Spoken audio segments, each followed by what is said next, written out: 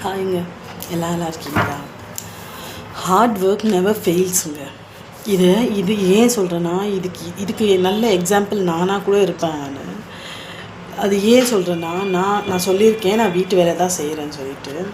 இப்போ இல்லை, நான் 17 வருஷத்துக்கு முன்னாடியே நான் ஃபஸ்ட்டு ஒரு வீட்டு வேலைக்கு போனேன். வீட்டு வேலைக்கு தான் போனேன் நான்.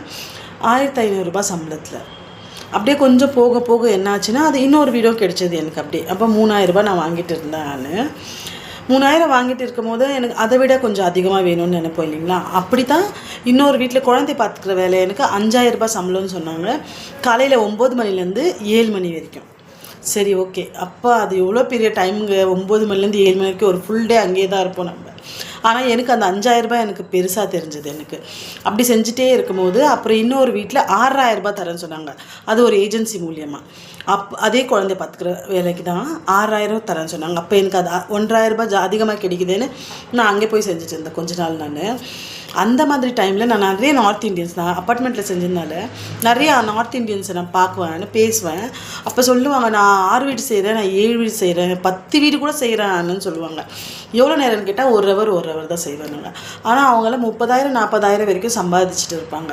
ஆனால் என்னால் பண்ண முடியல. ஏன்னு கேட்டால் அது என்னுடைய சோம்பேறித்தனம்னு கூட சொல்லலாம். அது நான் யோசிச்சது என்னன்னாக்கா, ஒரு வீட்டிலேருந்து இன்னொரு வீட்டுக்கு அப்படி டைமிங் பார்த்து போயிட்டே இருக்கணும். இங்கே வேலை எப்படி இருக்கோ என்னவா ஏதுன்னு தெரியாது. அப்போ இங்கே சரியாக முடிக்காமல் போயிடும். இங்கேருந்து அங்கே போகிறதுக்குள்ள அவங்கக்கிட்ட திட்டு வாங்கணும். அப்படியெல்லாம் யோசித்து நான் செஞ்சதே கிடையாது. ஒரே வீட்லேயே நான் உக்காந்துட்டு இருந்தேன். நான் அதை விட்டுட்டு அதுக்கப்புறம் வேறு வேலைகளுக்கெல்லாம் போயிருக்கேன். 9,000 11,000 வரைக்கும் நான் போயிருந்துருக்கேன். இது எதுக்கு சொல்கிறேன்னா, அன்றைக்கி நான் கஷ்டம் பார்க்காம நானும் அந்த மாதிரி கஷ்டப்பட்டிருந்தேன்னா என்னோடய வீட்டு வேலை செய்கிறதுலே நான் ஓரளவுக்கு நல்லா இருந்திருக்கலாம்னு நினைக்கிறேன். ஏன்னா நானும் நிறையவே கஷ்டப்பட்டுருக்கேன். அந்த மாதிரி பார்த்துருந்தா நானும் நல்லா தான் இருந்திருப்பேன்னு நினைக்கிறேன்.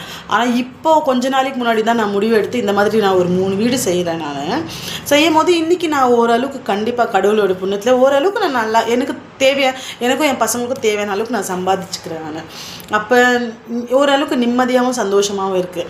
ஆனால் இதே விஷயத்த நான் அன்றைக்கி பண்ணியிருந்தேன்னா நான் இப்போ இன்னும் கூட நான் நல்லா இருந்திருப்பேன்னு நினைக்கிறேன். நான் அதனால தான் சொல்கிறேன், ஹார்ட் ஒர்க் நெவர் ஃபெயில்ஸுங்க. இன்றைக்கி கஷ்டம்னு பார்த்தீங்கன்னாக்கா, நம்ம இன்றைக்கே கஷ்டம்னு பார்த்தீங்கன்னா, இன்றைக்கி வாழ்கிற வாழ்க்கையே நம்மளுக்கு கஷ்டமாக தான் இருக்கும் நம்மளுக்கு. அதனால் பிடிச்ச வேலைன்னு பிடிக்காம வேலையாக இருந்தால் பரவாயில்லை, அதை விட்டுட்டு இன்னொன்று பாருங்கள். ஆனால் கஷ்டம் அது பார்க்கும்போதே நம்மளுக்கு கஷ்டம்னு ஃபீல் ஆகிட்டாக்கா அந்த மாதிரி யோசிக்காதீங்க. கஷ்டப்பட்டால் மட்டும்தான் நம்ம இஷ்டப்பட்ட வாழ்க்கையை வாழ முடியும் நம்ம. அதனால் கண்டிப்பாக ஹார்ட் ஒர்க் நெவர் ஃபெயில்ஸுங்க.